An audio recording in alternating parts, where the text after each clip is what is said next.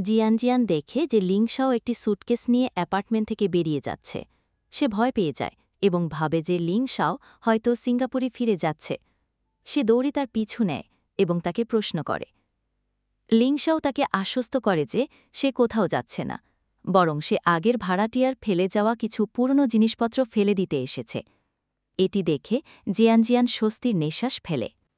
এরপর জিয়ান জিয়ানের বান্ধবী মিঙ্গিউয়ে আসে এবং তারা একসঙ্গে চলে যায়। করিডোরে জিয়ান জিয়ান তার আরেক ভাই জিছিউকে দেখে।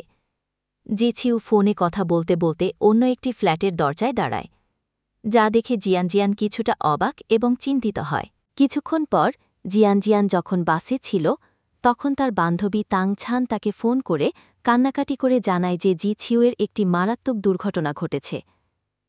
এই খবর শুনে জিয়ান জিয়ান আতঙ্কিত হয়ে পড়ে এবং দ্রুত হাসপাতালে পৌঁছানোর জন্য বাস থেকে নেমে একটি ট্যাক্সি ধরে। হাসপাতালে পৌঁছে জিয়াং জিয়ান দেখে যে জিছিউ আহত অবস্থায় বিছানায় শুয়ে আছে।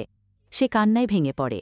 লিংশাও তাকে জড়িয়ে ধরে সান্ত্বনা দেয় এবং জানায় যে জিছিউ বেঁচে আছে, তার অবস্থা ততটা গুরুতর নয়।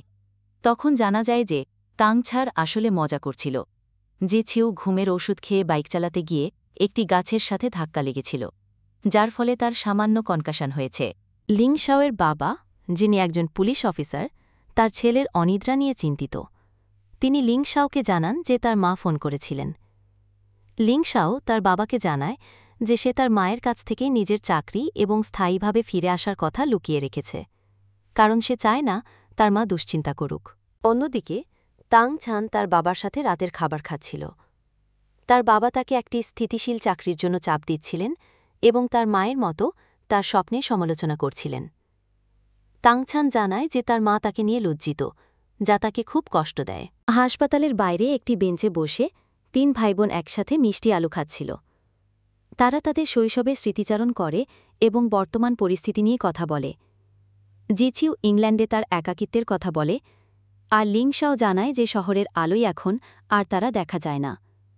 এই মুহূর্তটি তাদের একে অপরের প্রতি গভীর টান এবং নির্ভরতা ফুটিয়ে তোলে। লিংশাও এবং জিয়ান জিয়ান একটি ক্যাফেতে বসে কথা বলছে।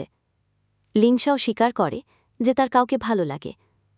জিয়ান জিয়ান উৎসাহের সাথে জিজ্ঞাসা করে সে কে, কিন্তু লিংশাও সরাসরি উত্তর না দিয়ে তাকে নিয়ে মজা করে। শেষে জিয়ান জিয়ান হাসপাতালে ঘরে জিছিউর পাশে বসে লিংশাওকে একটি ছবির বই পড়ে শোনায়। বইটির গল্প তাদের নিজেদের শৈশবের একাকিত্ব এবং একে অপরের সঙ্গ পাওয়ার মুহূর্তগুলোকে মনে করিয়ে দেয়। জিয়ান জিয়ান যখন বইটি পড়ছিল, লিংশাও তার কাঁধে মাথা রেখে ঘুমিয়ে পড়ে।